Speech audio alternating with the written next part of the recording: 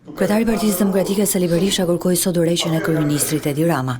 Në themel të kërkesës së liderit të opozitës qëndron një shkrim i gazetariit italian, Trokja, i cili pretendon se ka dokumentet hetuesve italian, që tregojnë se përfaqësues të qeverisë të drejtuar nga Edi Rama janë takuar në vitin 2019 në një ishull në Karaibe, në Aruba, për të negociuar me persona që merren me trafik droga.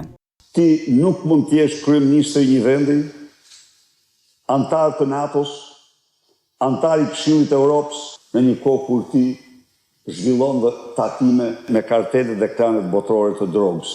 Sipas Berishës, opozita do të bëjë gjithçka për të zbuluar të vërtetën për këtë çështje.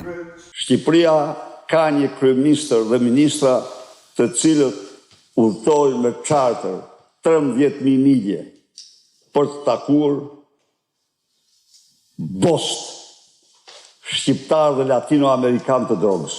Lideri i opozitës paralajmëroi se do t'i drejtohet organeve hetimore për të zbardhur këtë aferë. Nëse Rama nuk jep dorëheqjen, do të jetë një padi në SPAK, por do shohim tani ligjet ndërkombëtare me shpalljen e karteleve si organizata kriminale, nëse mund të bëhet padi dhe në gjykatë ndërkombëtare.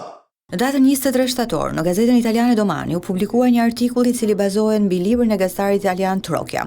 Ky i fundit pretendon se nga hetuesit italian ka marrë dokumenta që tregojnë se nga data 24 deri në 31 janar të vitit 2019, përfaqësuesit më të lartë të organizatës kriminale janë takuar në ishullin Aruba, e prezent kanë qenë përfaqësues të papërcaktuar qeverisë shqiptare në detyrë.